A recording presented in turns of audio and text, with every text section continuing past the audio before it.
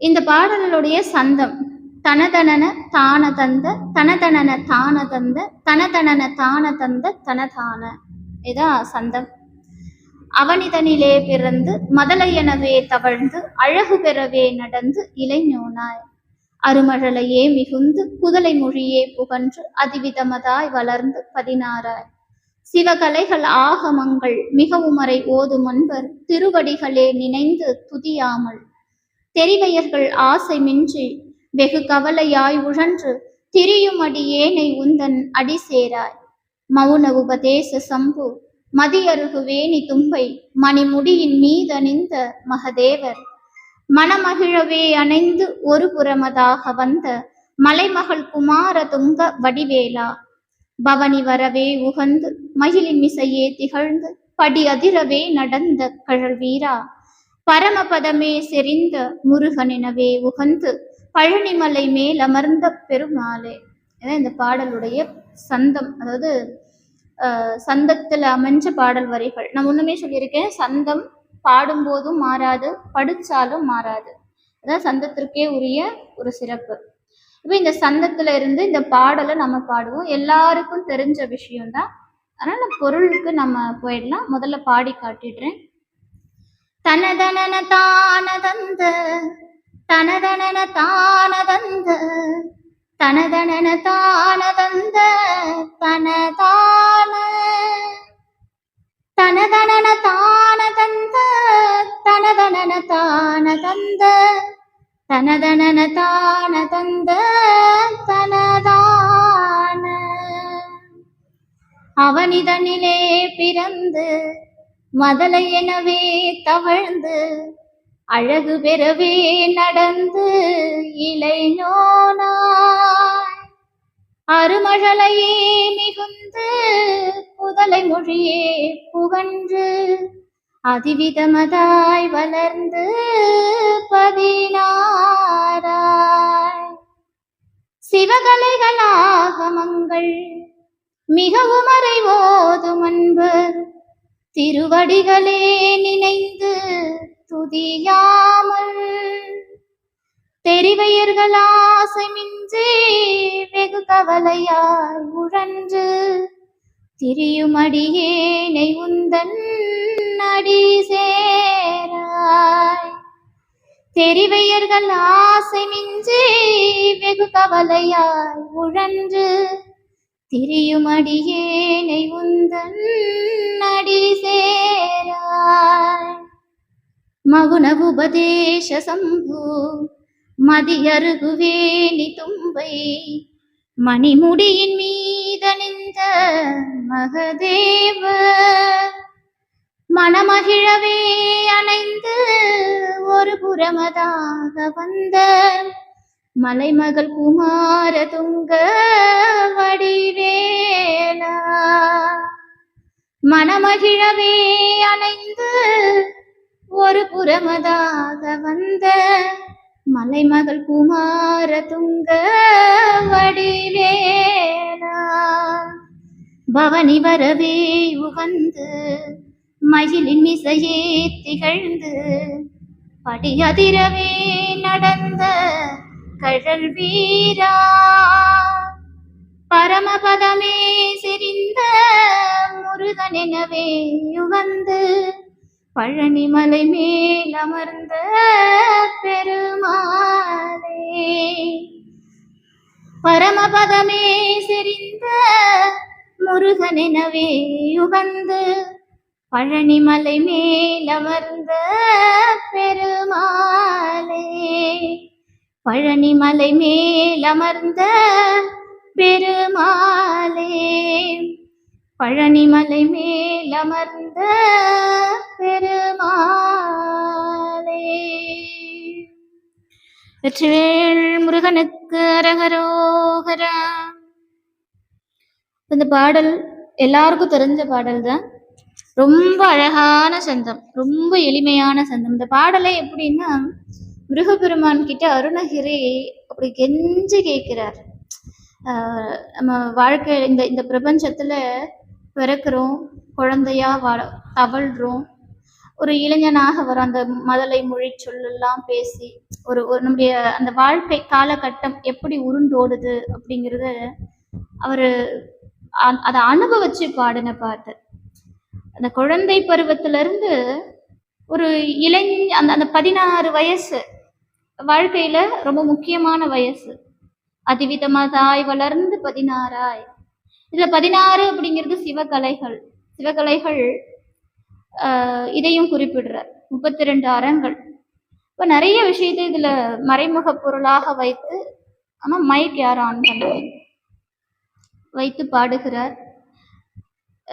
முருகப்பெருமானுடைய திருவடியை நினைந்து நினைந்து உருகி, இறைவா உன் அடிசேர அருள் செய்ய மாட்டியா? என்னுடைய மனம் எங்கெங்கயோ போயிருக்கே, நான் எதையெல்லாமோ சிந்திச்சுட்டு இருக்கிறேனே, நான் என்னைக்கு உன் திருவடியை நினைப்பேன்? உன் திருவடி எனக்கு கிடைக்காதா அப்படின்னு உருகி பாடிய பாடல்.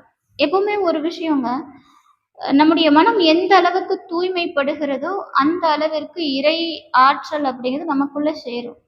நம்ம சதா ஏதோ ஒரு சிந்தனையில ஏதோ ஒரு அற்ப விஷயங்களுக்கெல்லாம் ஆசைப்பட்டுக்கிட்டு அந்த 6 குணங்களையும் 3 மலங்களையும் சுமந்து கொண்டே நாம வாழ்றோம் அப்படின்னா என்னைக்கு இறைவன் திருவடியை நாம அடையிறது? அவன் அருள் என்னைக்கு நாம வாங்குறது? இன்னும் நம்ம எத்தனை பிறவி எடுத்துக்கிட்டு இருக்கிறது? ஆனா நம்மை நாம சுத்தப்படுத்தணும். திருப்புகழோட அடிப்படையே அதுதான். நீங்க திருப்புகழ் முழுக்க பாத்தீங்கன்னா சுவாமி கேட்கிற விஷயம், சுவாமி எனக்கு உன்னுடைய திருவடியை கொடு, உன்னுடைய அருளை கொடு, நீ எனக்காக வா, மயில் மீது ஏறி வா, வள்ளி தெய்வானையோடு வா. இப்படிதான் முருகனை அழைச்சுக்கிட்டே இருப்பார். அவனுடைய திருவடிக்காக ஏங்கிக்கிட்டே இருப்பார். நீங்க திருப்புகழ் முழுக்க பாருங்க. அதனாலதான் திருப்புகழ்ல முருகப்பெருமானுடைய திருவடி பதிஞ்சது அப்படின்னு சொல்லுவாங்க. அதனால திருவடி அப்படிங்கிற ஒரு பெரிய விஷயத்த அருணகிரிநாதர் திருப்புகழ் வாயிலாக நமக்கு கொடுத்திருக்கிறார். அப்படிப்பட்ட சிறப்பு. இப்போ இந்த பாடலுடைய விரிவுரையை நம்ம முதல்ல பார்க்கலாம். பாடல் ரொம்ப எளிமையான பாடல், ஆனா இதுக்கான விளக்கமும் அதிகமா இருக்கு. மவுன உபதேச சம்பு மதியருகு வேணிதும்பை அப்படின்னு பாடுறார் இல்லையா? வேத ஆகமங்களின் முடிவாகிய அத்வித உண்மை அப்படின்றது ஒண்ணு இருக்கு. சுவாமி மௌன உபதேசம் செய்தார். எதற்காக செய்தார்? நான் பாடலுடைய பிற்பகுதியை பத்தி பேசிக்கிட்டு இருக்கிறேன். மௌன உபதேச சம்பு மதியருகு வேணி தும்பை மணிமுடியின் மீதணிந்த மகதேவர். இதை பாடிட்டு முன்னாடி இருக்கிற விஷயத்த சொல்றேன், அப்பதான் உங்களுக்கு இது புரியும். அப்ப மௌன உபதேசம் அப்படிங்கிறது வேத ஆகமங்களுக்கு முடிவுன்றார். அப்படிப்பட்ட அத்வித உண்மையை வாய் திறக்காம சொல்றாராம் சிவபெருமான். மௌனமாகவே இருந்து கல்லாழ மரத்தடியின் கீழ் 4 யாருக்கு? பிரம்மதேவருடைய புத்திரர்களுக்கு உபதேசிக்கிறார். அந்த 4 பெருமக்களுக்கும் அந்த மௌன உபதேசம் கொடுக்கிறார். மணிமுடியின் மீதணிந்த மகதேவர் என்ன?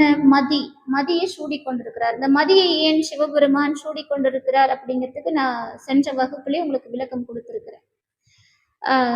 சந்திர பகவானை தம்முடைய முடி மீது வைத்து கொண்டிருக்கக்கூடியவர்.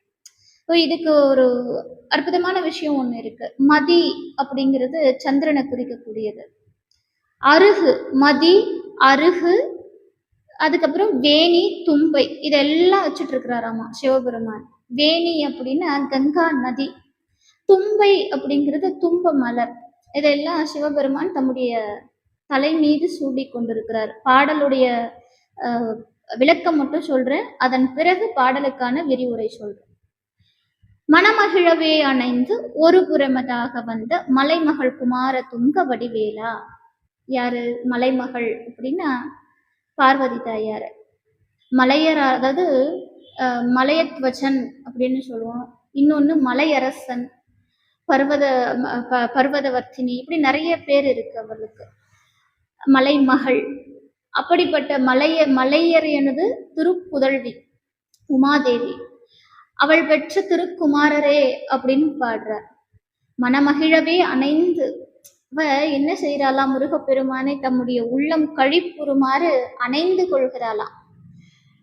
அடுத்து மணமகள் குமார துங்க வடிவேலா. துங்க வடிவேலான்னா வெற்றி பொருந்தியது, கூர்மையுள்ளதாகிய வேல் படையை உடையவர். பவனி வரவே உகந்து படி மயிலின் இசையே திகழ்ந்து படி அதிரவே நடந்த கழல் வீரா. முருகப்பெருமான் அந்த பழத்திற்காக உலகத்தை சுத்தி வர, அப்படி உலகத்தை சுத்தி வரும்போது உலகம் கிடுகிடுன்னு அதிரு மாதிரி அப்படி அதிர்ந்ததாம். முருகப்பெருமான் நடந்து வரும்போது கழல் வீரா, வீர கழலை அணிந்துள்ள வீரன், பரமபதமாய செந்தில். அப்படின்னா பூ உலகம், இந்த இந்த உலகத்திற்கு மோட்சமாக இருக்கக்கூடியது திருச்செந்தூர் அப்படின்றார் அருணகிரி. பொதுவாக முருகப்பெருமான் ஆலயம் அப்படின்னாலே திருச்செந்தூருக்கு தான் முதல் விஷயம்.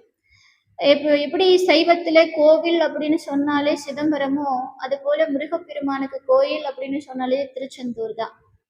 அதனாலதான் முருகப்பெருமானுடைய 12 திருமுறைகள்ல திருச்செந்தூரை மையப்படுத்தி 12ஆம் திருமுறையாக நம்ம பாடுறோம். அங்க எப்படி தில்லைவாழ் அந்தனர்த்தம் அடியார்க்கும் அடியேன்னு பாடுறாங்களோ, அதே போல இங்க செந்தில்வாழ் அந்தனர்த்தம் அடியார்க்கும் அடியேன்னு பாடி இருக்கிறாங்க.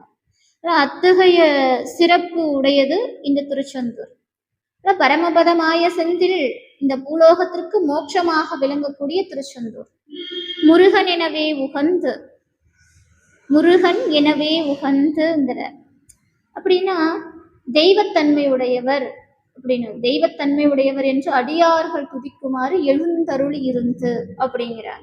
பழனிமலை மேலமர்ந்த, அதாவது பழனிகிரி அந்த ஆலயம் மீது அமர்ந்திருக்கக்கூடிய பெருமாள், பழனிமலை மேலமர்ந்த பெருமாளே அப்படின்னு இந்த பாடலை பாடுறார். இப்போ முன்னாடி போயிடலாம். அவனிதனிலே பிறந்து, என்னன்னா நாம பிள்ளை பருவத்துல மெல்ல இந்த பிரபஞ்சத்துல குழந்தையா பிறக்கிறோம். பிள்ளை பருவத்துல மெல்ல தவழ்ந்து வரும். அதற்கு பிறகு கண் கவரும் வண்ணம் நம்முடைய தளர் நடை இருக்குல்ல, அந்த குழந்தை அப்படி நடந்தா எப்படி இருக்கும்? முதல் முறையா குழந்தை நடக்கிற அழகு எவ்வளவு பெரிய அழகு இல்லை, அதை சொல்றார். அதன் பிறகு என்ன நடக்குது? இளைஞனாய் கொஞ்சம் வளர்ந்து பாலகனாயிடும். அதன் பிறகு இனிமையான சொற்கள், இளம் சொற்கள், அருமழலையே மிகுந்து அந்த இளஞ்சொற்களையே பேசி குதலை மொழியே புகன்று கேட்பதற்கு இனிய சிறிது திருந்திய குதலை சொற்கள். ஒரு குழந்தை எப்படி பேசும்? அப்படி அந்த குழந்தை பேசுற எல்லா வார்த்தைகளுமே ரொம்ப அழகா இருக்கும். அந்த மதலை சொல் அப்படின்னு சொல்லுவோம். அந்த குதலை மொழி அது ரொம்ப அழகா இருக்கும் கேட்கறதுக்கு. அதெல்லாம் அருணகிரி ரொம்ப ரசிச்சு சொல்றார். அதன் பிறகுதான் விஷயத்தை வைக்கிறார். அதிவிதமதாய் வளர்ந்துன்னா அநேக விதமாக வளர்க்கப்படுகிறோம். ஒவ்வொரு குழந்தையும் இந்த சமுதாயத்துல ஒவ்வொரு மாதிரி வளருது. எல்லா குழந்தையும் ஒரு மாதிரியே வளர்றது கிடையாது. அவரவர்களுடைய பெற்றோர்களால ஒவ்வொரு குழந்தையும் ஒவ்வொரு விஷயத்துல திறன்பட்டு வளர்கிறது. அப்புறம் 16 ஆட்டை பருவமடைந்த பின், 16 வயது அப்படிங்கிறது ரொம்ப இருக்கிறதுலயே ரொம்ப முக்கியமான வயது. அந்த 16 வயதை அடைந்த பிறகு சிவகலைகள், ஆகமங்கள், சிவம் சம்பந்தப்பட்ட 10 நூல்கள் ஆகிய சைவ சித்தாந்த சாத்திரங்களையும், ஆகமங்கள்னா சிவாகமங்கள், மறைனா வேதம், இது எதையுமே நான் கத்துக்கிடல, நான் எதையுமே படிக்கல. அப்போ சிவகலைகள், சிவாகமங்கள், மறைகள் அப்படின்னு சொல்லக்கூடிய வேதங்கள் எதையுமே நான் கற்றுக்கொள்ளாமல், சரி அப்படிதான் நான் கற்றுக்கொள்ளவும் இல்லை. அதை ஓதுகிறார்கள் இல்லையா, அதை நல்லா படிச்சு தெளிவர பாடுறவங்க இருக்காங்க. அவங்களுடைய அந்த மெய் அன்பர்களுடைய திருவடிகளை கூட நான் நினைக்கலையே, நானும் கத்துக்கிடல, அவங்களுடைய பாதத்தையும் நான் நினைக்கல. இப்படிப்பட்ட எனக்கு என்னுடைய பற்றுக்கோடாக இருக்கக்கூடிய தோத்திரம் செய்யாமல் தெரிவையர்கள் ஆசை மிஞ்சி, ஆனா பெண்கள் மீது ஆசை, அப்படி இருந்து வெகு கவலையாய் உழன்று அப்படிங்கிறார். அந்த ஆசையின் காரணமாக வாழ்க்கையில வருத்தத்தை தவிர வேற எதுவும் இல்லை. அப்படிப்பட்ட வருத்தத்தையே சுமந்து, கவலையே சுமந்து, இப்படி சதா தெரிஞ்சுக்கிட்டு இருக்கிறனே முருகா, உன் அடியை சேரக்கூடிய நாளும் வராதா? அடியேனை உன் தன் அடி சேராய், என்னைக்கு நீ அருள் செய்வ அப்படின்னு முருகப்பெருமானை பார்த்து அருணகிரியார் கேட்கக்கூடிய அற்புதமான பாடல் இந்த பாடல். இப்போ நம்ம விரிவுரைக்கு வந்துடலாம். இந்த உலகத்துல மனுஷன் பிறந்து வளர்ந்து 16 ஆண்டு நிறைவடைந்த உடனே நல்லவரோடு கூடி ஆவி ஈடேறும் வழியை நாடணும். ஆனா நாம் அதை செய்யறோமா அப்படின்னா கிடையாது. நாம என்ன பண்றோம்? மாறாக அந்த 16 வயது வந்த உடனே நம்முடைய எண்ணங்கள் அனைத்தும் இந்த உலகத்தின் மீது இருக்கக்கூடிய கவர்ச்சிகள் மீது போகுது. அப்போ எந்த வயசு அடைஞ்சதும் நாம் எதை சேர வேண்டும் என்று நியமனம் உள்ளதோ அதை தவிர்த்து விட்டு வசீகரம் மிக்க கவர்ச்சி மிக்க இந்த நிலையில்லாத சுகத்தின் மீது நம்முடைய மனமானது சென்று சேர்கிறது. அது முற்றிலும் பாவம் அப்படிங்கிறார் அருணகிரி. ஏன்னா அதனால எதுவுமே நடக்க போறதில்ல. நம்முடைய வாழ்க்கை பாழ்படுங்கிறார். இறைவனுடைய திருவடியை நினைக்காம நீ வேற எதையாவது நினைச்சிட்ட அப்படின்னா வாழ்க்கையே பாழ்படுங்கிற. இந்த ஆன்மாக்கள் இருக்கு பாருங்க, இந்த ஆன்மா இந்த பிறவியை எடுத்து வர்றது எதுக்காக அப்படின்னா இறைவன் திருவடியை அடைவதுதான் ஆன்மாவின் முக்கிய நோக்கம். எல்லா ஆன்மாக்களும் அதுக்காக தான் பூமியில ஜனனம் எடுத்து வருது. ஆனா அப்படி ஜனனம் எடுத்து வரக்கூடிய இந்த ஆன்மாக்களோ இந்த பிரபஞ்சத்துல பாசம் அப்படிங்கிற ஒரு கயிறால பிணைக்கப்படுது. அப்படி பிணைக்கப்பட்ட இந்த ஆன்மா அதற்காக நிறைய விஷயங்களை செய்யுது. அதுல நன்மையும் இருக்கு, தீமையும் இருக்கு, நல்வினையும் இருக்கு, தீவினையும் இருக்கு. இந்த 2 வினைகளுக்குள்ளும் அகப்பட்டு கொள்ளுது. அதன் பிறகு என்ன நடக்குது? அந்த வினைகளுக்கு ஏற்ற பலனை பிறவியை அடைந்து மீண்டும் மீண்டும் மீண்டும் பிறந்து கொண்டே இருக்கிறது. அப்போ நாம என்ன செய்யணும் அப்படின்னா நாம இறைவனுடைய திருவடிகளை நினைக்கணுமா.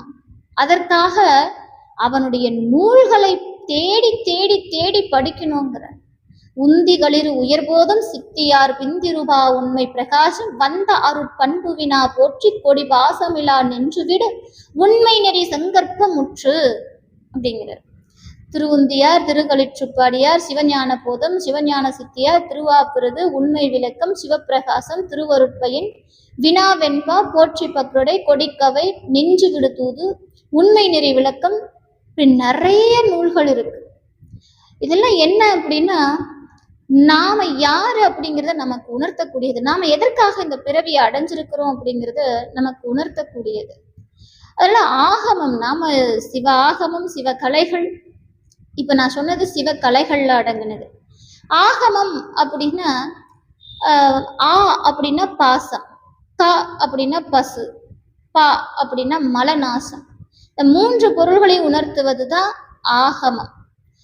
சிவஞானம், மோட்சம், மலநாசம். இந்த மலத்தை கெடுத்து மோட்சத்தை தரக்கூடியது அப்படின்னு பொருள். அப்போ இந்த விஷயத்துல இந்த ஆகமம் சரியை, கிரியை, யோகம், ஞானம் அப்படின்னு 4 பாதங்களை உடையது. 4 மாமகத்தின் நூல் அப்படின்னு பதிபசு பாசு இலக்கணங்களை தெளிவாக கூறுகிறது சன்மார்க்கம். சன்மார்க்கம், சகமார்க்கம், சற்புத்திரமார்க்கம், தாசமார்க்கம் அப்படின்னு 4 வழிகளை உடையது. இந்த வகையில 28 வகை இருக்கு. இது உங்களுக்கு கொஞ்சம் கஷ்டம் புரிஞ்சுக்கிறது. இது ஆகமம் பத்தி பேசும்போது எளிமையா சொல்லணும் அப்படின்னா சிவபெருமானுடைய அடியை அடைய விரும்பணும் அப்படிங்கிற பரம்பொருளுடைய அடியை விரும்பணும்ன்ற அவன் திருவடியை அடைய விரும்புபவர்கள் யாரோ அவர்களுக்கு இறைவன் திருவருள் நிச்சயம் கிட்டும்.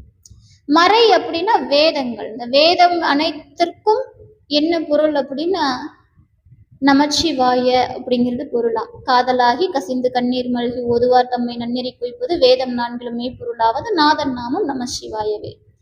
சதா நம்முடைய எண்ணம் இறைவனுடைய திருவடிகளையே நினைச்சுக்கிட்டு இருக்கிறவங்க, வேற எந்த விஷயமும் இல்லை. இந்த பாடல் முழுக்க அதுதான் விஷயம்.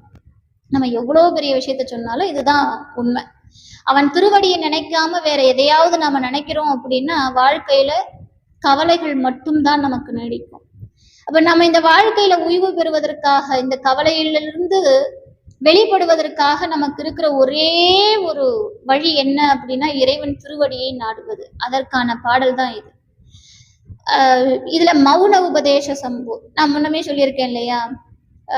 அதாவது சனகர், சனந்தனர், சனாதனர், சனத்குமாரர் அப்படிங்கிற 4வருக்கும் வேதங்களை ஆராய்ந்து அதனால மனமடங்காம இருக்காங்க. மனசுல தெளிவு இல்லை, நிறைய படிச்சுட்டாங்க. நிறைய படிச்ச காரணத்தினால அவங்களுக்கு குழப்பம் வந்துருச்சு. அதனால இவங்களுக்கு உபதேசம் கேட்டு வராங்க. எங்களுடைய மனத்தில் இருக்கக்கூடிய குழப்பம் தீர வேண்டும், அதற்கான உபதேசம் கேட்டு வராங்க. பிரம்மதேவர் கிட்ட போறாங்க. பிரம்மதேவன் சொல்றார், அந்த வழி எனக்கு தெரிஞ்சிருந்தா நான் ஏன்பா இப்படி இருக்கேன் அப்படின்ட்டு நாராயணர்கிட்ட கூட்டிட்டு போறார். நாராயணர் என்ன செய்யறார், இதற்கு பதில் சொல்லக்கூடியவர் ஒருவரே அப்படின்னு சுவாமி கிட்ட கூட்டிட்டு போறார். அங்கேதான் சுவாமி என்ன செய்யறார், நால்வரை அமர வச்சு மௌன உபதேசம் செய்கிறார். ஒண்ணுமே அவர் பேசல, வாய் திறந்து பேசல. உன்னை எனக்குள் சரணடைய வைக்க வேண்டும். நம்மை இறைவனிடத்துல சரணடைஞ்சிட்டோம், நாம் இறைவன்கிட்ட நம்மை ஒப்படைச்சிட்டோம் அப்படின்னா, அதாவது நம்முடைய ஆன்மாவை ஒப்படைச்சிட்டோம் அப்படின்னா நம்மை பீடித்திருக்கக்கூடிய ஆணவம், கண்மம், மாயை இதெல்லாம் விலகிடும். அப்ப இறைவனை நம்முடைய ஆன்மா சரணடைந்தால் இந்த 3 மலங்கள் அகன்றுவிடும், நம்முடைய மனம் மகிழ்ச்சியாக இருக்கும். இதுதான் விஷயம். அப்ப இந்த செய்தி இங்க சொல்ற மதி, அருகு, வேணி, தும்பை. மதி சந்திர பகவான்.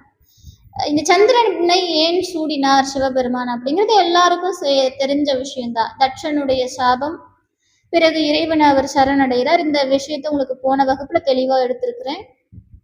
அதன் பிறகு சுவாமி அந்த சந்திர பகவானை தலையில சூடிக்கிறார் இல்லையா. இதற்கு ஒரு விஷயம் இருக்குங்க. இந்த சந்திரனை பாருங்க, சந்திர பகவானுடைய ஆதிக்கம் இருக்கு பாருங்க. ஒவ்வொருவருடைய மனசையும் கட்டுப்படுத்துற தன்மை சந்திரனுக்கு உண்டு. மனோகாரகன் அப்படின்னு சந்திர பகவானுக்கு ஒரு பேர் உண்டு. நம்ம பொதுவா நம்முடைய வாழ்க்கையில எது நடந்தாலும் சனி பகவான் மீது அந்த பழியை போடுறது நமக்கு வழக்கம். சனீஸ்வரருடைய, அதாவது ஒருவருடைய வாழ்க்கையில சனி பகவான் வந்துட்டார் அப்படின்னா தான் ரொம்ப கஷ்டம்னு நாம நினைச்சுக்கிறோம். ஆனா அது உண்மை கிடையாது. அவர் நமக்கான கர்ம வினையை மட்டுமே தரக்கூடியவர். நம்மளை கஷ்டப்படுத்துறதுக்கோ இல்லை நம்மளை சந்தோஷமா பார்த்துக்கிறதுக்கோ அவர் வரல. நீ என்ன செஞ்சிருக்கியோ அதை உனக்கு கொடுக்கறதுக்காக வரக்கூடியவர். அப்ப இந்த கர்ம வினை எங்க ஆரம்பிக்குது அப்படின்னா, இந்த மனசை கட்டுப்படுத்தாம நம்ம ஒரு சில விஷயம் செய்வோம். இந்த மனசை கட்டுப்படுத்தாத இடத்துல இருந்து இந்த கர்ம வினை ஆரம்பிக்குது. அப்ப இந்த மனசுக்கு காரகன் யார், இந்த மனோகாரகன் யாருன்னா சந்திரன். நான் சிவபெருமான் தலையில ஜடாமுடியில சந்திரனை சூடிக்கொள்ளும் போது நம்ம பார்க்கிற விதம் எப்படி இருக்கணும்னு அப்படிங்கிறதுக்காக நான் சொல்றேன். இப்ப சந்திர பகவான் தான் மனோகாரகன். நீங்க பாத்தீங்கன்னா ஜோதிட அடிப்படையிலையும் ஒருவருடைய ஜாதகத்துல சந்திரன் நீச்சம் அடைந்தால் ரொம்ப கஷ்டப்படுவாங்க. அவங்க வாழ்க்கையில ரொம்ப ரொம்ப கஷ்டம். ஏன் அப்படின்னா அவங்களுடைய மனம் எப்படி இருக்கும்னா குழப்பமா இருக்கும். எது எடுத்தாலும் குழப்பமா இருக்கும். அந்த குழப்பத்தின் அடிப்படையிலேயே வாழ்க்கையில தோத்து போயிடுவாங்க. நிறைய விஷயம் இதனால நடக்கும். நீங்க இது அடிப்படையில பாருங்க, நம்முடைய அறிவியலோடவும் இது கனெக்ட் ஆகும். ஒவ்வொரு பௌர்ணமியும் அமாவாசையும் கடல் அலைக்குள்ள ஏற்படுகின்ற மாற்றம். இந்த கடல் அலை எப்படி இருக்கு, அந்த பௌர்ணமி நாள்ல இந்த கடல் அலைகளை ரொம்ப உற்று நோக்குங்க. ஏதோ ஒரு ஈர்ப்பு சக்தி இந்த பூமிக்கு இருக்கு. இது அறிவியலும் ஒப்புக்கொள்கிறது.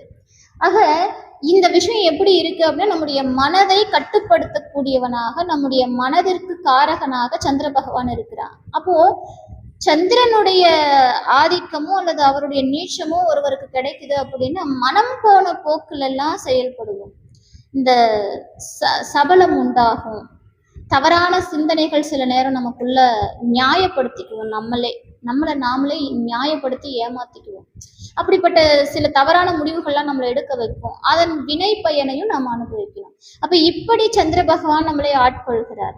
ஆனா சிவபெருமான் அந்த சந்திரனை, அந்த பிறையை தன் ஜடாமுடியில சூடிக்கொண்ட பிறகு நீங்க நல்லா பாருங்க, அந்த இடத்துல நம்முடைய மனம் செயல்படாது. நீங்க இன்னைக்கும் சிதம்பரம் போனீங்க அப்படின்னா சுவாமிய நடராஜரை பார்க்கும்போது நம்முடைய மனம் நம்முடைய கட்டுப்பாட்டுல இருக்காது. இது நிதர்சனமான உண்மை. இன்னைக்கும் நீங்க நடராஜர் கோவில் போங்க, சிதம்பரம் போங்க, அங்க நம்முடைய மனம் வேலை செய்யாது. இது இன்னைக்கும் உண்மை. நம்முடைய மனமானது இறைவன் திருவடி பக்கத்துல போகும்போது நம்முடைய மனமானது நம்மளை ஆட்டி வைக்காது. அவங்கிட்ட முழுமையா சரணடைஞ்சிருவோம். அதன் பிறகு நம்மை ஆட்டு வைக்கக்கூடிய அந்த காரகனால நமக்கு எந்த வினையும் கிடையாது. அப்ப இறைவன் எதற்காக மதியை தலையில சூடி இருக்கிறான் அப்படின்னா, நம்முடைய மனசை கட்டுப்படுத்த அவன் விரும்புறான். இப்ப நம்முடைய மனதை இஷ்டத்துக்கும் நாம எங்கெங்கயோ விட்டு வச்சிருக்கிறோம். அதெல்லாம் அவன் திருவடிக்கு போயிட்டா சரணடைஞ்சிருவோம். அப்படிப்பட்ட சந்திர பகவானையே தலையில சூடி கொண்டிருக்கிறாரு. அப்ப நமக்கும் அந்த பிரச்சனை வராது. வேணி கங்கா நதி, பேற்றை தவம் சற்றும் இல்லாத என்னை பிரபஞ்சம் என்னும் சேற்றை கழிய வழி விட்டவா அப்படின்னு அருணகிரி பாடுறார். சுவாமி ஏன் கங்கையை தன்னுடைய தலை மீது சூடி கொண்டிருக்கிறார் அப்படின்னா, அதுக்கு ஒரு காரணம் உண்டு. என்னன்னா, சுவாமி கங்கா நதியை தலை மீது சூடி கொண்டிருக்க காரணம், நம்முடைய வாழ்க்கையில பொதுவா கங்கையில குளிச்சா பாவம் போயிடும்னு சொல்லுவாங்க இல்லையா? நம்ம எத்தனை பாவம் செஞ்சிருக்கிறோம், ஒன்னா ரெண்டா, எத்தனை பிறவிகள் தோறும் பாவம் செய்யறதுக்கே எடுத்துட்டு வந்திருக்கிறோமே. எவ்வளவு பாவம், நமக்கு தெரிஞ்ச பாவம், தெரியாத பாவம், போன ஜென்மத்துல பண்ண பாவம், அதற்கு முன்னாடி ஜென்மத்துல எவ்வளவு விஷயம் இருக்கு. இதெல்லாம் கழிக்கணும்னா கங்கையில போய் குளிக்கணும், பாவத்தெல்லாம் நீக்கிறதுக்கு. அதனால நம்முடைய பாவங்களை எல்லாம் நீக்கவே சுவாமி தன்னுடைய ஜடாமுடியில கங்கையை சூடி கொண்டிருக்கிறார் அப்படின்னு அருணகிரி பாடுறார். வேணி தும்பை இந்த தும்பைய யாராவது, இப்ப நாமெல்லாம் தலையில மலர்கள் சூடிக்கொள்ளணும் அப்படின்னா யாராவது தும்பை மலரை போய் சூடிப்போமா? அது நமக்கு பிடிக்குமா முதல்ல? அப்ப சுவாமியினுடைய எளிமையை பாருங்க. அவருக்கு பெருசா நீங்க மலரோ ஒரு வாசனை மிகுந்த மலர்களோ அப்படியே என்ன சொல்றது, உலகத்துல இருக்கிற அத்தனை மலர்களையும் கொட்டி தீக்க வேண்டாம். போற போக்குல எங்கேயாவது தும்பப்பூ இருந்தா கூட கொண்டு போய், சுவாமி எனக்கு இன்னைக்கு இது கிடைச்சது, இந்தா வச்சுக்கோ அப்படின்னு சொல்லிட்டா சுவாமி நம்மளை அப்படி அன்போடு அரவணைச்சுப்பாராம். இருக்கிறதுலயே எளிமையான தெய்வம் சிவபெருமான். அவனை மாதிரி ஒரு எளிமை தெய்வம் கிடையாது. அதை இங்க மறைமுகமா அருணகிரி குறிப்பிட்டு சொல்றார். சிவபெருமானுடைய மகனே அப்படின்னு சொல்றதுக்கு அவரு டைரக்டா சொல்லிட்டு போயிடலாம். ஆனா அவரு சொல்றாரு, மௌன உபதேச சம்பு மதியருக்கு வேணி தும்பை மணிமுடியின் மீதணிந்த மகதேவர். என்ன காரணம்? அன்னைக்கு ஆகமங்கள் வேதாகமங்கள்லாம் படிச்சுட்டு வந்த அந்த நால்வருக்கும் ரொம்ப எளிமையா மௌன உபதேசம், அதாவது அப்படி மௌன உபதேசம் சொல்லி அவங்களுடைய கேள்விக்கு பதில் கொடுத்துட்டார். அப்படிப்பட்ட சிவபெருமான் எப்படி இருக்காராம் அப்படின்னா, அருகம்புல்லு தலையில சூடிக்கிட்டு இருக்கிறாராம், மதிய தலையில சூடிக்கிட்டு இருக்கிறாராம், வேணி கங்கையை தலையில சூடிக்கிட்டு இருக்கிறாராம், தும்பையை தலையில சூடிட்டு இருக்கிறாராம். எல்லாத்துக்கும் மூலப்பொருளாக இருக்கக்கூடிய சுவாமி இவ்வளோ எளிமையா இருக்காண்டப்பா அப்படின்னு நமக்கு உணர்த்துறார் அருணகிரி. மணிமுடியின் மீதணிந்த மகதேவர் அப்படிங்கிறார். அடுத்து அம்பாள் மனமகிழவே அணைந்து ஒரு புறமதாக வந்த மலைமகள் குமார துங்க வடிவேலா. அம்பாள் என்ன பண்றாளாம், முருகப்பெருமானுடைய அந்த செயல்களை பார்த்து பார்த்து அப்படி பூரிப்படைஞ்சு போறாளாம்.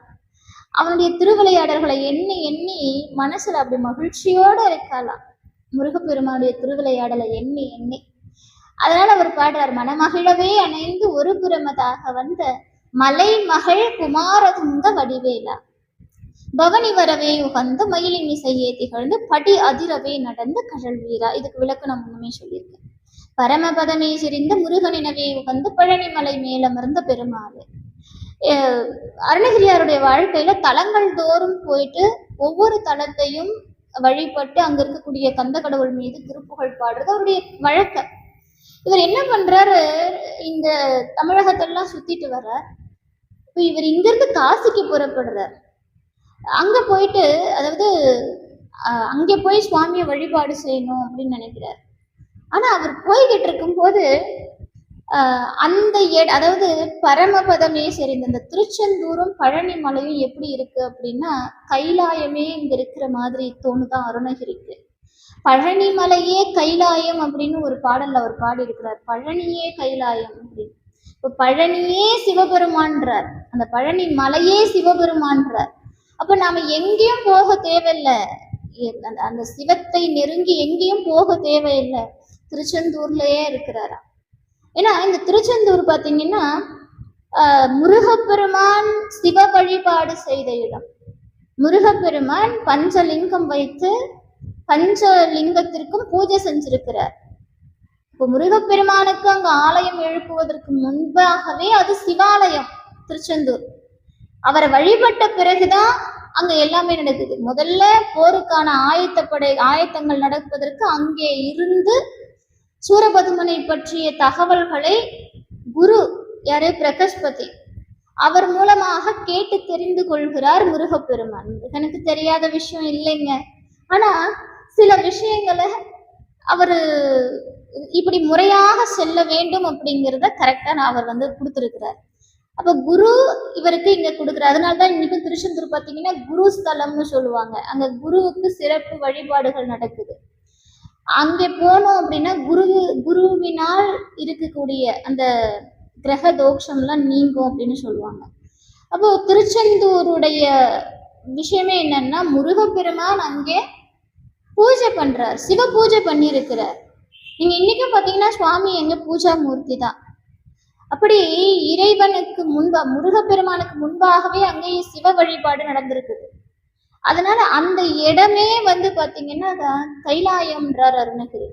இந்த பழனி மலை எப்படி வந்துச்சு அப்படிங்கிற செய்தி நமக்கு தெரியும். அதாவது இடும்பன் என்ன பண்றாரு, சூரபதுமன்லாம் அழிஞ்சதுக்கு அப்புறம் முருகப்பெருமானுடைய திருக்கை வேல்பட்டு சூரனின் ஆணவம் அழிந்த பிறகு, ஏன்னா இந்த இடும்பன் யாருன்னா சூரனுக்கெல்லாம் குரு, இந்த மல்யுத்தத்தை கற்றுக் கொடுத்த குரு, போர்க்கலைகளை கற்றுக் கொடுத்த குரு. இந்த இடும்பன் என்ன பண்றாரு, முருகப்பெருமானுடைய திருவருளை நாடி கானகத்துல அவருடைய மனைவியோடு இடும்பியோடு இருக்கிறார். அப்படி இருக்கும்போது அகத்தியர் வருகிறார். அந்த சமயத்துல அகத்தியர் யார் அப்படின்னா நமக்கு தெரியும், வடநாட்டுல இருந்து இந்த தென் தமிழகத்திற்கு வந்தவர். அப்படி வந்து தமிழுக்கு இலக்கணம் வகுத்தவர். அப்படிப்பட்ட அகத்தியரை பார்க்கிறார். அகத்தியர்கிட்ட கேட்கிறார், சுவாமி முருகப்பெருமானுடைய திருவருளை நான் பார்க்கணும், முருகப்பெருமானை எனக்கு காட்டுங்க அப்படின்றார். ஏன்னா அகத்தியருக்கு முருகன் தான் குரு. அப்போ கேட்கும்போது அகத்தியர் சொல்றார், நீ அசுரனே ஆயினும் எப்போ முருகப்பெருமானுடைய திருவருள் மீது உனக்கு ஆசை வந்துட்டதோ, அவன் திருவடி மீது உனக்கு ஆசை வந்துட்டதோ, இனி உனக்கு முருகன் அருள் கட்டாயம் கிடைக்கும், அவன் தரிசனம் உனக்கு கிடைக்கும்பா, காலம் வரும் அப்படின்னு சொல்லி இடும்பனை தன்னுடைய சீடனா ஏத்துக்கிறார். இப்போ அகத்தியர் என்ன செய்யறாரு, நான் வரும்போது சிவபெருமான் எனக்கு கொடுத்த சிவகிரி சக்திகிரி அப்படிங்கிற 2 மலைகளை அங்கேயே வச்சுட்டு வந்துட்டேன். உனக்கு நீ பெரிய பலசாலின்னு கேள்விப்பட்டேன். ஏன்னா இடும்பனால எப்பேற்பட்ட மலைகளையும் தன் தோள் மீது சுமக்க முடியும், அவ்வளோ பெரிய வீரத்தன்மை கொண்டவன் இடும்பன். அப்படி ஒரு வரம் அவனுக்கு. அதனால நீ என்ன பண்ண, அந்த 2 மலைகளையும் என்கிட்ட கொண்டு வந்து சேர்த்துரு அப்படின்னு. சரி, குருவினுடைய ஆணை. உடனே இடும்பன் என்ன செய்யறான், இடும்பி தன்னுடைய மனைவியோடு அங்கே போய் அந்த சிவகிரி சக்திகிரி அப்படிங்கிற 2 மலைகளையும் ஒரு தண்டை வச்சு, அதாவது ஆமா மியூட் பண்ணுங்க, ஒரு தண்டினால் பிணைச்சு 2 பக்கம், அதாவது முதல்ல காவடி எடுத்தது அப்படிதான், இடும்பன் தான் முதல்ல காவடி எடுக்கிறார். இப்போ அந்த மலைகளை தூக்கிட்டு வர, அப்படி தூக்கிட்டு வரும்போது திருவாவினன்குடி அப்படின்ற ஊருக்கு வரும்போது அந்த இடத்துல அவருக்கு ரொம்ப பாரமா தெரியுது, அந்த திசைகள் தெரியாம போகுது. அப்போ ரொம்ப களைப்பா இருக்கு. இறைவனுடைய திருவுள்ளம் அங்கே இறைவனே ஒரு வழிகாட்டி ரூபமாக மனித ரூபத்துல வழிகாட்டுகிறார். நீ எங்கப்பா போகணும், நான் இது போல அதாவது அகத்தியருக்கு இந்த மலைகளை கொடுக்க போகணும், சரி வா உனக்கு நான் வழி காட்டுறேன் அப்படின்னு வழிகாட்டும் போது திருவாவினன்குடி, இன்னைக்கு அந்த பேர் நம்ம அதிகமா பயன்படுத்துறது இல்லை, ஆனா திரு ஆவினன்குடி தான் அந்த ஊர் பேரு. அப்ப அந்த இடத்துக்கு வந்த உடனே ரொம்ப களைப்பா இருக்க, நீ இந்த மலைகளை இங்கேயே வச்சுட்டு கொஞ்ச நேரம் ஓய்வு எடுத்துக்கோன்றாங்க. இவரும் என்ன பண்றாரு, அப்படியே அந்த மலைகளை வச்சுட்டு ஓய்வு எடுக்கிறார். அதன் பிறகு சிறிது நேரம் கழித்து அந்த மலைகளை தூக்க முயற்சிக்கிறார். மலைகள் தூக்கவே முடியல. இப்ப என்ன காரணம்னா, அந்த மலை உச்சியில ஒரு குழந்தை, ஒரு சின்ன பிள்ளை நின்றுட்டு இருக்குது. கையில ஒரு கோல் இருக்கு, ஒரு குச்சி இருக்கு, தண்டம். அப்போ இந்த குழந்தை தான் காரணம் போல இருக்கு அப்படின்னு சொல்லிட்டு அந்த குழந்தைய கீழே இறங்குன்னு சொல்றாரு இடும்பன். ஆனா அந்த குழந்தை இறங்க மறுக்குது. இல்ல நான் வரமாட்டேன், இது என்னுடைய மலை அப்படின்னு சொல்லுது. இப்போ அதுக்கு மேல கோபம் வந்துருச்சு இடும்பனுக்கு. ஏன்னா அவருடைய குருவான அகத்தியர் என்ன சொல்றாரு, அந்த மலைகளை கொண்டு வந்து என்கிட்ட சேரு, குருவினுடைய வார்த்தையை காப்பாற்றணும், எப்பாடுபட்டாவது காப்பாற்றணும். அப்போ முருகன் அங்க குழந்தையா நிற்கிறது முருகப்பெருமான். இடும்பனுக்கு அது தெரியல. ஏன்னா அவன் உணர்த்தினாதான் நம்ம எதிரில் இருக்கிறது கடவுள்னே நமக்கு தெரியும். அவன் உணர்த்தாம, அவன் எதிரில் இல்லை நமக்குள்ளே இருந்தாலும் நம்மளால உணர முடியாது. அப்ப என்ன நடக்குதுன்னா, அந்த குழந்தை மேல கோபம் வருது, அடிக்க கை ஓங்குறான் இடும்பன். இவர் இந்த குழந்தை ரூபத்துல நின்று இருந்த முருகப்பெருமான் என்ன பண்றாரு, தன்னுடைய கையில ஒரு தண்டம் வச்சுட்டு இருந்தாரு, குச்சி வச்சுட்டு இருந்தாருல்ல, அதால சும்மா அப்படி லைட்டா ஒரு தட்டு தட்டுறார். அவ்வளோ பெரிய பருத்த உடலை கொண்ட வீர தீர மிக்க இடும்பன் என்ன பண்றா, அந்த மலையில இருந்து கீழே விழுந்து மூர்ச்சி ஆயிடுறான். இதை பார்த்துக்கிட்டு இருந்த அவருடைய மனைவி என்ன பண்றார், உடனே அகத்தியரை கூட்டிட்டு வந்து முருகப்பெருமான் அந்த குழந்தை காலில் விடுற, ஏன்னா வந்திருக்கிறது முருகன்னு தெரிஞ்சுக்கிட்டாங்க. அப்ப அகத்தியர் உடனே முருகப்பெருமான் கிட்ட கேட்கிறார், சுவாமி, இடும்பன் தம்முடைய அருளை வேண்டியே வந்தான், அதனால அவனுக்கு அருள் செய்யுங்க அப்படின்றார். முருகப்பெருமான் உடனே மூர்ச்சையாக கிடந்த இடும்பனை எழுப்புகிறார். இன்னைக்கும் பாத்தீங்கன்னா இடும்பனுக்கு முதல் வழிபாடு பழனியில நீங்க போனா பார்க்கலாம். பல்வேறு கோவில்கள்ல இடும்பனுடைய விக்கிரகம் இருக்கும். அப்படிப்பட்ட வரலாறு உண்டு பழனிக்கு. அவர் கொண்டு வந்து அங்க வைத்த அந்த சிவகிரி சத்திகிரி அப்படிங்கிற அந்த மலைகள் தான் இன்னைக்கு பழனி மலையாக திகழ்கிறது. இது எங்க இருந்து வந்தது? சிவபெருமான் கொடுத்தது. அதனால அருணகிரி என்ன சொல்றார், பழனி மலையே சிவம்ங்கிறார். அந்த பழனிக்கு போய் தரிசனம் பண்ணா சிவத்தையே, நீங்க போய் பழனி கோவில்ல போய் பழனி ஆண்டவரெல்லாம் பார்க்க வேண்டாம். அதுவும் இன்னைக்கு வந்து நிறைய பணம் கொடுத்து பார்க்க வேண்டியதா இருக்குது. அப்படிலாம் பார்க்கவே தேவையில்லை. அந்த பழனி மலை இருக்குல்ல, அப்படி நம்ம ரோடு ஓரமா நடந்து போவோம், இல்லை வண்டியில போவோம், அந்த பழனி மலையை ஒரு முறை பாருங்க, அந்த பழனியை பாருங்க, அந்த மலையே சிவம் அப்படிங்கிறார் அருணகிரி. அவ்வளோ சிறப்பு மிக்க ஒரு அற்புதமான திருப்புகழ் இந்த பாடல். விஷயம் ஒண்ணுதான், நம்முடைய மனசை எங்கெங்கேயோ அலைப்பாய விடுறோம். தேவையில்லாத எண்ணங்கள் மீது நம்முடைய சிந்தனை போது, அந்த சிந்தனையெல்லாம் ஒழிஞ்சு இறைவன் திருவடியை நாடி நிற்கணும். அப்படி நாடி இருந்தால் அவன் திருவடி நமக்கு கிடைக்கும். அதுக்கு பொறுமை வேணும். ஏன்னா அருணகிரியே கேட்கிறார், தெரிவையர்கள் ஆசை மிஞ்சி வெகு கவலையாய் உழன்று திரியும் அடியேனை உந்த நடி சேரா அப்படின்னு கெஞ்சுறார். அவன் திருவடிக்கு அப்படி ஏங்கி நிக்கணுமா நாம. அப்படிப்பட்ட திருப்புகழ் இந்த பாடல். அடுத்த திருப்புகழ் பார்க்கலாம். இந்த பாடலை மறுபடியும் நான் உங்களுக்கு பாடி காட்டுறேன். அவனிதனிலே பிறந்து மதலை எனவே தவழ்ந்து அழகு பெறவே நடந்து இளையோனாய் அருமழலையே மிகுந்து குதலை மொழியே புகன்று அதிவிதமதாய் வளர்ந்து பதினாராய் சிவகலைகளாகமுங்கள் மிகவும் அறைவோதும் அன்பர் திருவடிகளே நினைந்து துதியாமல் தெரிவையர்கள் ஆசை மிஞ்சி வெகு கவலையாய் உழன்று திரியும் அடியேனை உந்தன் அடி சேரா மௌன உபதேச சம்பு மதியருகுவேணி தும்பை மணிமுடியின் மீதணிந்த மகதேவர் மனமகிழவே அணைந்து ஒரு புறமதாக வந்த மலைமகள் குமார துங்க வடிவேலா பவனி வரவே உகந்து மயிலின் இசையே திகழ்ந்து படிகதிரவே நடந்த கழல் வீரா பரமபதமே செறிந்த முருகனெனவே உகந்து பழனிமலை மேலமர்ந்த பெருமாளே பழனிமலை மேலமர்ந்த பெருமாளே. முருகாசரணம். அடுத்த பாடலுக்கு போயிடலாம். இந்த பாடல் காஞ்சிபுரத்துல பாடின பாடல். குமரகோட்ட பெருமாளை நினைச்சு பாடின அற்புதமான பாடல். அறிவிலா பித்தர் ஒன்று நடிதொழா கிட்ட வந்து அசடர்வே கத்தர் நன்றி அறியாத அப்படிங்கிற அற்புதமான பாடல். இந்த பாடலுடைய சந்தம் முதல்ல பார்த்துடலாம். தனதனா தந்த தந்த தனதனா தந்த தந்த தனதனா தந்த தந்த தனதான. இந்த பாடலை முதல்ல படிச்சு காட்டுறேன்.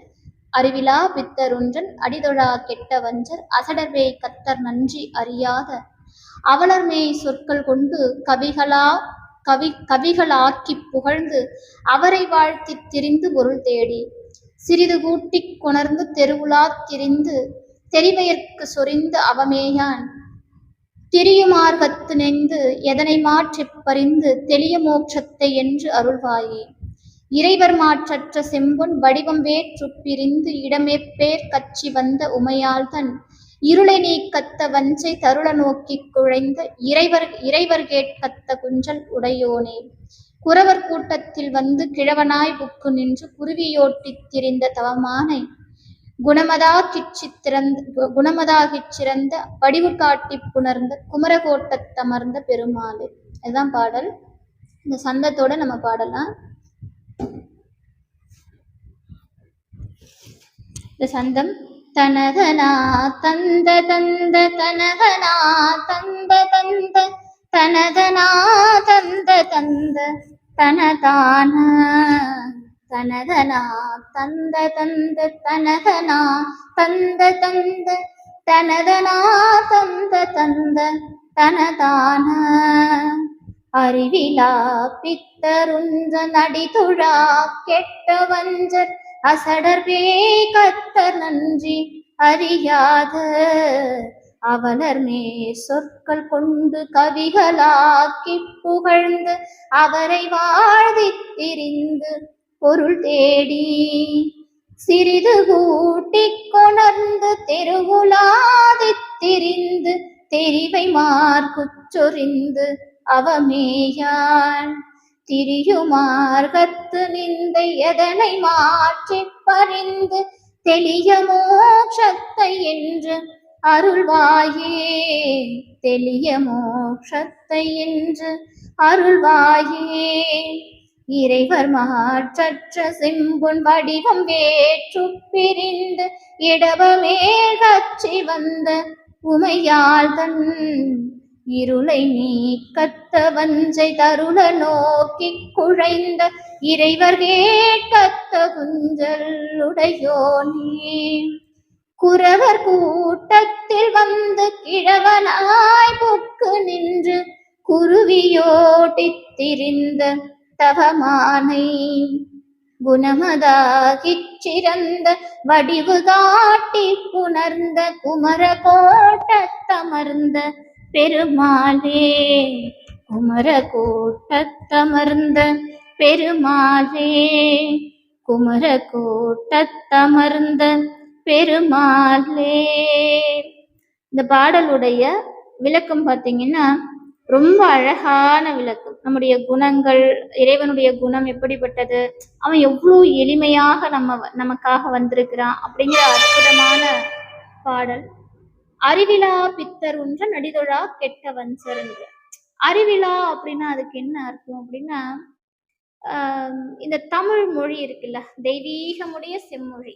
அதனாலதான் இதை தன் தமிழ், செந்தமிழ், தீன் தமிழ் அப்படின்லாம் சொல்றோம்.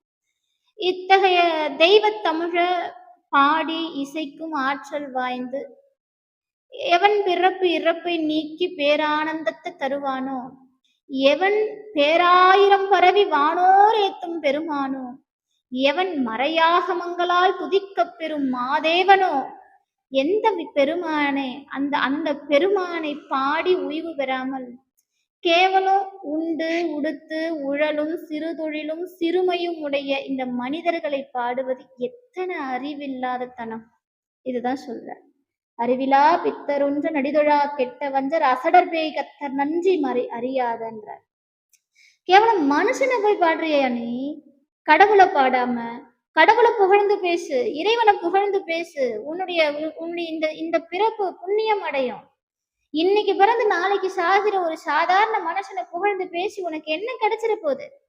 அருணகிரியாருடைய ஆதங்கத்தை வெளிப்படுத்தி இருக்கிறார். அப்படிப்பட்ட எம்பெருமான நீ பாடாம இருக்கிறது எவ்வளவு பெரிய அறிவில்லாத செயல் தெரியுமா?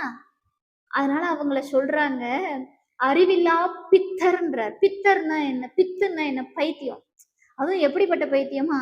அறிவில்லாத பைத்தியக்காரனே, நீ எதுக்குடா ஒரு மனுஷனை போய் பாடிக்கிட்டு இருக்கிற, ஒரு மனுஷனை போய் உயர்த்தி பேசிக்கிட்டு இருக்கிற? அது நிலையற்றது. இறைவனை பாடு, இறைவனை புகழ்ந்து பேசு, உன் வாழ்க்கையில எல்லாம் சிறப்பா நடக்குங்கிற. அது இப்படி சொல்ற. அதாவது காமதேனுவினுடைய பால் இருக்கு இல்லையா, பாலை கமரில் உகுப்பதை ஒக்கும் தமது அறிவையும் தமிழையும் அறிவுக்கு அறிவாகி இறைவன் மாட்டு பயன்படுத்தாமல் கேவலம் பொருள் விருப்பத்தால மனிதர்களுக்கு பயன்படுத்துறது. அது அது எவ்வளவு பெரிய விஷயம் இல்லையா? இந்த தமிழை எதற்கு ஒப்பிடுறாரு அப்படின்னா, இந்த தமிழையும் தமிழ் அறிவையும் காமதேனுவினுடைய பால், அது எவ்வளவு பெரிய விஷயம் இல்லையா? அப்படி சுவையான இந்த தமிழ நமக்கு கொடுத்திருக்கிறானே அந்த இறைவன். அந்த தமிழால நீ என்ன பண்ற? இறைவனையா பாடுற? இறைவனையா பேசுற? எவனையோ பேசிக்கிட்டு இருக்கிற. யாமோதிய கல்வியும் எம் அறிவும் தாமே பெற வேலவர் தந்ததனால் பூமேல் மயல் போய் அறமே புணர்வீர் நாமேல் நடவீர் நடவீர் இனியே அப்படின்னு கந்தர் அனுபூதியில தம் திருவாய் முடிந்து பாடியவர் அல்லவா அருணகிரி.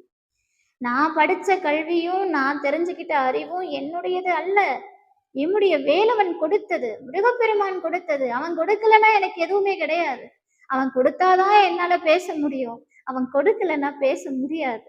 அதை முதல்ல நாம புரிஞ்சுக்கணும். அப்போ அவன் அவன் அவன் உணர்த்தாம இங்க எதுவுமே நமக்கு தெரியாது அப்படின்னு அருணகிரியார் சொல்றார். அறிவிலா பித்தர், நல்லறிவு அப்படிங்கிறது ஒண்ணும் கிடையாது. பைத்தியம் பிடிச்சி இந்த உலகத்துல பயன் இல்லாம சுத்திக்கிட்டு இருக்கிறவன் இப்படி எல்லாம் திட்டுறாருங்க அருணகிரி. கடவுளை தவிர்த்து வேற எந்த மனுஷனையாவது நீ புகழ்ந்து பேசுற, கேவலம் பணத்துக்காகவும் பொருளுக்காகவும் இந்த சிற்றின்ப வாழ்க்கைக்காகவும் பதவிக்காகவும் அழிஞ்சி போற நிலையில்லாத தன்மைக்காக கடவுளை தவிர்த்து வேற எவனையாவது நீ பேசுற அப்படின்னா உனக்கு நீ பைத்தியம் பிடிச்ச வேண்டான்றார் அருணகிரி. இதை விட மோசமா நம்மள திட்டவே முடியாது. ஆனா அருணகிரி நம்மள அப்படி திட்டி இருக்கிறாரு. பித்தன் எப்படி திரிந்து உழல்வானோ அது போல பணப்பித்து, பெண் பித்து, சொத்து மேல பித்து, பதவி மேல பித்து, இப்படி எல்லாம் நம்ம வச்சுக்கிட்டு திரிஞ்சுக்கிட்டு இருக்கிறோமா. திருவருட்பால ஒரு பாடல் இருக்கும். மத்தேறி அலைதயிர் போல் வஞ்ச வாழ்க்கை, மயிலேறி விருப்பேறி மதத்தினோடு, பித்தேறி உழல்கின்ற மனத்தால் அந்தோ பேயேறி நலிகின்ற பேதையானேன் அப்படின்னுவார். அதனால நம்முடைய மனசு இருக்கு பாருங்க, கேவலம் பணத்துக்கும் பொருளுக்கும் பதவிக்கும் ஆசைப்பட்டு நாம யார வேணா புகழ்ந்து பேச தயார். ஆனா இறைவனை நம்மளால புகழ முடியலையே அப்படிங்கிற ஆதங்கத்தை கொட்டி இருக்கிறார் அருணகிரி. அடிதொழா கெட்ட வஞ்சர் அதோடு விட்டாரா பாருங்க, மறுபடியும் திட்டுறார். இறைவன் திருவடி தாமரைகளை தொழுவதற்குன்னே படைக்கப்பட்ட இந்த கரத்தை கொண்டு அவனை தொழாம இந்த கொலை புலையாதி குற்றங்களையே புரிஞ்சுக்கிட்டு வஞ்சம் நெஞ்சம் உடையோக வாழ்ந்துகிட்டு இருக்கோம். நம்ம மனசுல ஒரு நல்ல எண்ணமாவது இருக்கா? வஞ்சம் தான் நிறைய இருக்கான். முதல் கொடுத்த முதலாளியவே ஏமாத்தி சில பொருளை மறைச்சு வைக்கிறது, இதுக்கு பேரு வஞ்சனைன்னு சொல்லுவாங்க இல்லையா? அப்படி இறைவன் கொடுத்த இந்த கரத்தை கொண்டு இறைவனை வணங்காம, அந்த பரமபதியை வணங்காம, சாப்பிட்றதுக்கும் தூங்குறதுக்கும் இதுக்காகவே நம்ம வாழ்ந்துகிட்டு இருக்கிறோமா? எவ்வளவு மோசமா திட்டுறாரு பாருங்க அருணகிரி நம்மள. அப்படி எல்லாம் நம்ம வாழ்ந்துகிட்டு இருக்கிறோமா? மனிதனை ஏமாற்றுபவர் வஞ்சர் எனப்படுவார், இறைவனையே ஏமாற்றுபவர் கெட்ட வஞ்சர். அதனாலதான் அருணகிரி அடிதொழா கெட்ட வஞ்சர். நீ சுவாமிய கை கூப்பி தொழல அப்படின்னா நீ துரோகம் பண்றேன்னு அர்த்தமா, வஞ்சகன் அர்த்தமா. அவன் கொடுத்த கரண்டாது, அவன் உனக்கு கை கால் கொடுக்கலன்னா உனக்கு ஏது உடம்பு? அந்த கை காலை வச்சுக்கிட்டு நீ என்னைக்காவது இது எனக்கு இறைவன் கொடுத்ததுன்னு எண்ணி பார்த்திருக்கிறியா? சுவாமி நீ எனக்கு அதை கொடுக்கலையே, சுவாமி நீ எனக்கு இதை கொடுக்கலையே, அவன் வீடு கட்டிட்டானே நான் கட்டலையே, அவன் செல்வாக்கா இருக்கானே நான் செல்வாக்கா இல்லையா, அவனுக்கு குழந்தை பிறந்துருச்சு எனக்கு குழந்தை பிறக்கலையே, இப்படியே கேவலம் இதுக்காகவே அலைஞ்சுக்கிட்டு இருக்கிறோமே. என்னைக்காவது சுவாமி எனக்கு கரம் கொடுத்தியே உன்னை கூப்பி தொழுவேன், எனக்கு கண்ணு கொடுத்தியே உன்னையே பார்ப்பேன், எனக்கு வாய் பேச கொடுத்தியே உன்னுடைய நாமத்தையே சொல்லுவேன், என் நெஞ்ச கொடுத்தியே என் மனசை கொடுத்தியே எந்நேரம் உன் நினைப்பு என் மனசுல இருக்கும்னு என்னைக்காவது நம்ம நினைச்சது உண்டா? அப்படி நினைக்கலன்னா நம்ம வஞ்சகர்களாம், துரோகிகள்ன்றார் அருணகிரி. ரொம்ப மோசமா திட்டிருக்கிறாருங்க அருணகிரி இந்த பாட்டுல. அதுவும் எப்படி அதுக்கு மேல இன்னொரு வார்த்தையை வைக்கிறார். அறிவிலா பித்தர்னாரு, அடிதொழா கெட்ட வஞ்சர்னாரு, அதற்கு மேல ஒரு வார்த்தையை போடுறாரு, நன்றி அறியாத அவலர்னாரு. இது ரொம்ப மோசமான வார்த்தை இல்லையா? ஒரு மனுஷனிடத்துல இருக்கக்கூடிய குணங்கள்ல முதன்மையானது நன்றி, நன்றி கடன். இந்த நன்றியை மறந்த காரணத்தினாலதான் சூரபத்மன் அழிந்தான் இல்லையா? சிவபெருமான் சூரபத்மனுக்கு கொடுக்காத வரமே கிடையாது, எவ்வளவு பெரிய வரத்தை கொடுத்திருக்கிறான். சூரபத்மனுடைய அந்த தவத்தின் வலிமையை மெச்சி சிவபெருமான் எண்ணற்ற வரங்களை வாரி கொடுத்தார். அப்படி இருந்தும் கூட, அந்த வரங்களை எல்லாம் வாங்கி கொண்டும் கூட வந்திருப்பது சிவமைந்தன் சிவபெருமானே சிறு ரூபம் எடுத்து வந்திருக்கிறான் என்பதை அறியாமல் அவனுக்கு எதிராகவே போர் புரிந்திருக்கிறான். நான் நன்றி கிட்டவன் தானே. அதுவும் இறைவன் கொடுத்த அந்த வரத்தை கொண்டு தேவர்களையெல்லாம் துன்புறுத்தி வந்த காரணம் இவ்வளவு பெரிய நன்றி இல்லாத தன்மை. அப்படி ஒரு நன்றி கெட்ட குணம் ஒவ்வொரு மனுஷனுக்குள்ளேயும் இருக்கு.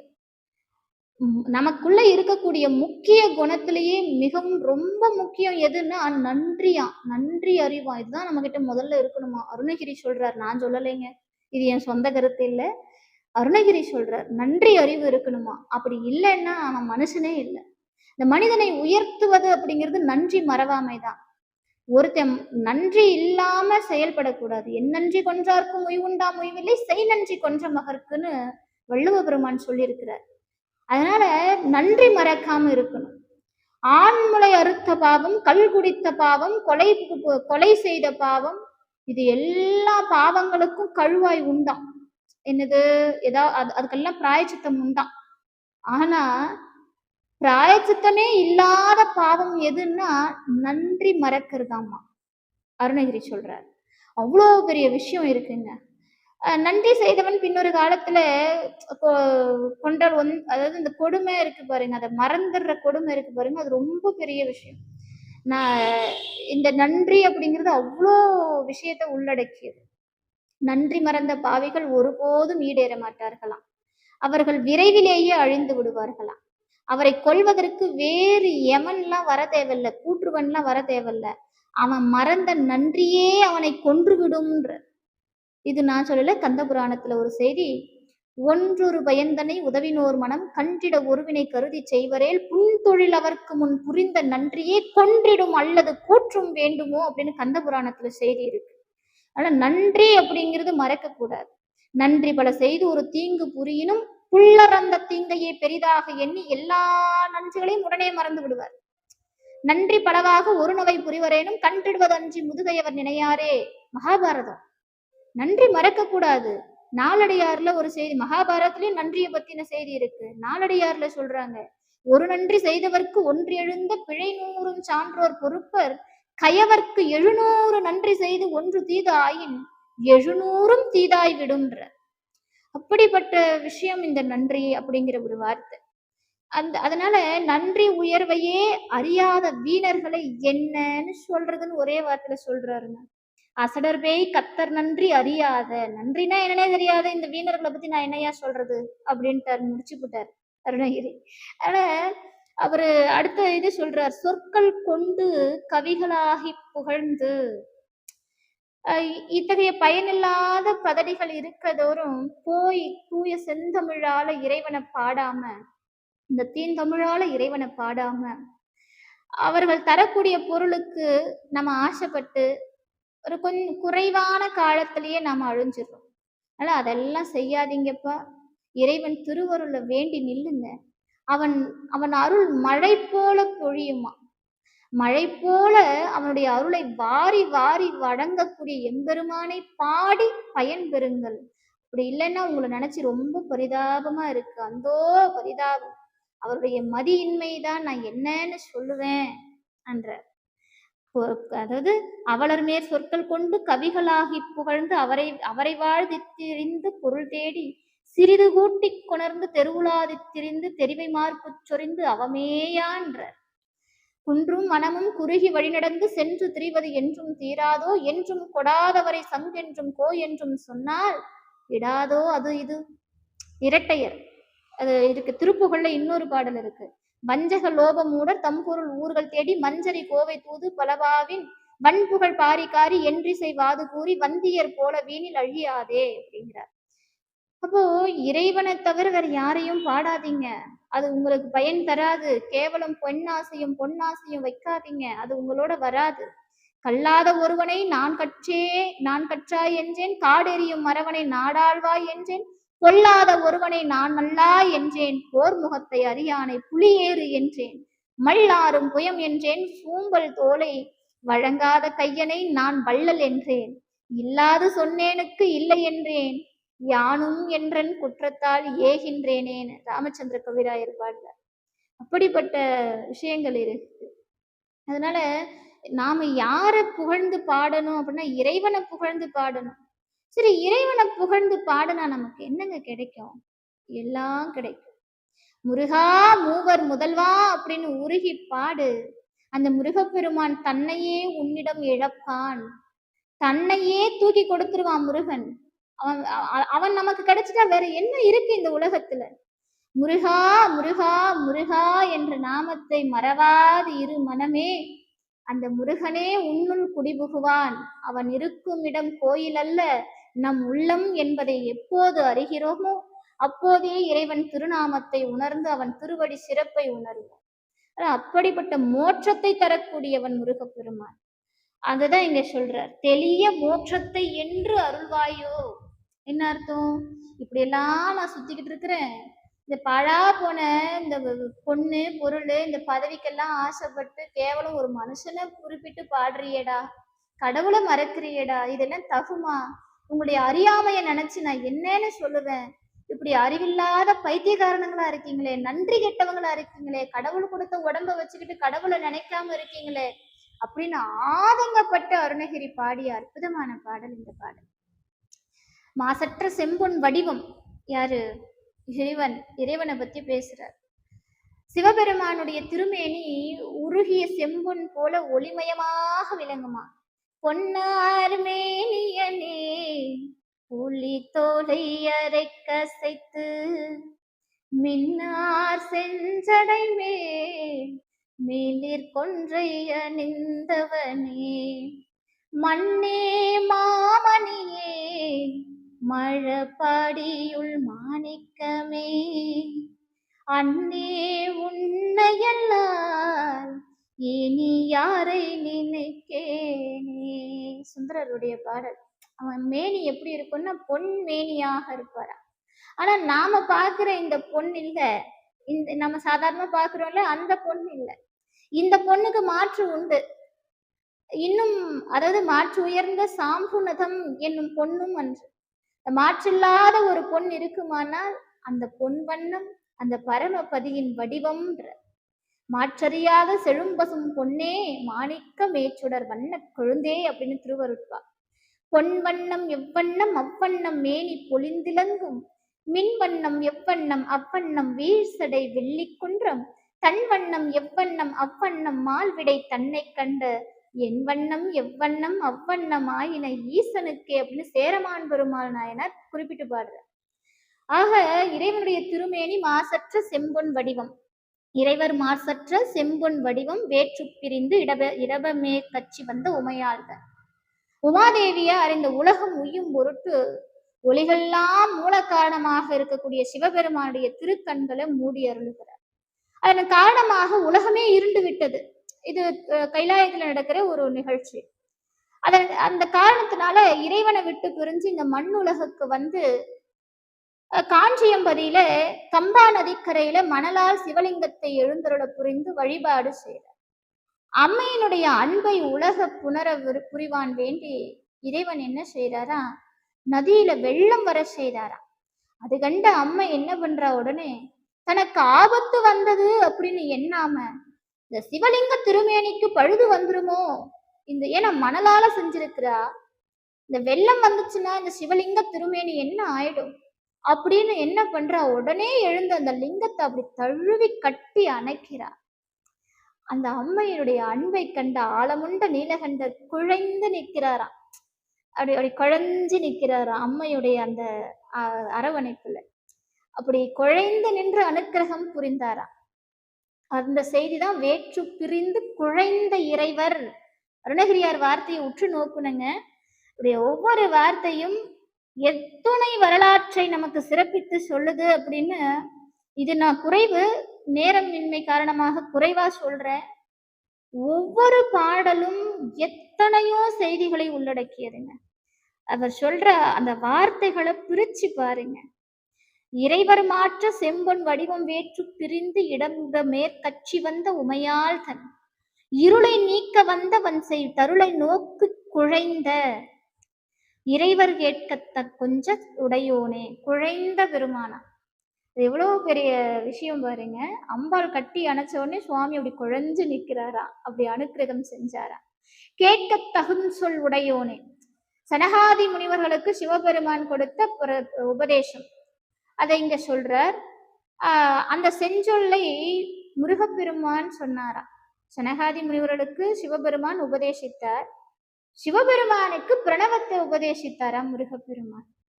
அது இந்த செய்தி நமக்கு ஒரு விஷயத்தை கொடுக்குது. நான் இன்னொரு திருப்புகழ்ல அதை விரிவாக்கி கொடுக்குறேன். சிவனும் முருகனும் ஒன்று என்ற தத்துவத்தை விளக்கக்கூடியதுதான் இந்த செயல்பாடு. இதற்கான அற்புதமான விளக்கத்தை இன்னொரு திருப்புகழ்ல உங்களுக்கு கொடுக்குறேன். அடுத்த வரி பாருங்க. தவமானை குணமதாக்கி, யாரு? வள்ளி. இந்த வள்ளி நாயகியார் என்ன பண்றாங்க? திணைப்புணத்துல காவல் காத்துட்டு இருக்கிறாங்க. பாசபந்தம் நீங்க பெறாது இருந்தமையினால குமரப்பெருமான் வேட வடிவுடன் கிழ வடிவுடன் போய் ஆடல் செய்றார். அவ என்ன பண்றாலாம், அந்த கானகத்துல அந்த திணைப்புணத்துல ஆலோலம் பாடிக்கிட்டு இருக்கிறா. 6 குணங்களாகிய காம குரோத மோக லோப மத மாச்சரியங்களை அழித்து ஒழிக்க அம்பாள் என்ன செய்யறாளாம்? கவன் வீசிக்கொண்டு கல்லெறிந்து கொண்டிருக்கிறாளாம் வள்ளியம்மை. இவளை பார்க்க முருகப்பெருமான் போறான். அவ காலம் முழுக்க நாடி கிடக்கிறா. முருகன் திருவருள் எப்போது கிடைக்கும், தம் குலதெய்வத்தை நான் எப்போது மணந்து கொள்வேன்னு காத்து கிடக்கிறா. இவர் நேரா போய் முருகன் நான் தாமான நிக்கல. வேலோடும் மயிலோடும் இந்த முருகப்பெருமான் போகல. இவர் வேடனா போறார். ஏன்? அவ இந்த பிரபஞ்ச பாசத்தோடு கட்டுப்பட்டவளாம், கட்டுப்பட்டு கொண்டு இருக்கிறாளா. இந்த பாச கயிறு அறுபடணுமா. அதனால இவர் என்ன பண்றார்? ஒவ்வொரு ரூபம் எடுக்கிறார். வேடனா போறாரு, கிழவனா போறாரு, அதன் பிறகு யானைய வர செய்யறாரு, வேலை மரமா நிக்கிறாரு, யானை கடைசியா வருது, ஏன்னா அவருடைய அண்ணா. அதன் பிறகுதான் அம்பாள் போய் முருகப்பெருமானை கட்டி அணைக்கிறார் இல்லையா. அப்போ முருகப்பெருமான் பாசபந்தம் நீக்கி அம்பாளை கட்டி அணைக்கிறார். அவளை ஆட்கொள்ற விதம் இது. தவமானை குணமதாக்கி அப்படின்னார். குமரகோட்டத்து அமர்ந்த பெருமாளே. குணமதாக்கி சிறந்த வடிவு காட்டி புணர்ந்த குமரகோட்டத்து அமர்ந்த பெருமாளே. குமரகோட்டம் அப்படிங்கிறது காஞ்சிபுரத்துல இருக்கக்கூடிய முருகன் கோவில். இங்கே ஆண்டவர் எப்படி இருப்பார் அப்படின்னா, காண்பார் கண்ணும் கருத்தும் ஒருங்கே கவரும் அழகு ஒழுகிய ஒரு உருவம் அங்க இருக்குமா. அப்படி அடியார்களை தம்மோடு அணைத்து கொள்ளும் அற்புத ரூபத்துல குமரகோட்டத்துல சுவாமி அருள் செய்கிறார். அங்கே அமர்ந்த பெருமாளே அப்படின்னு இந்த பாடலை முடிக்கிறார் அருணகிரி. இந்த பாடல்ல இன்னும் பல கருத்துகள் இருக்கு. ஆனா ஒரே பாடலுக்கு இவ்வளவு கருத்துகள் சொன்னா நம்ம குழப்பம் ஆயிடுவோம். ஸோ இந்த பாடலுடைய அடுத்த பாடல் நம்ம போலாம்.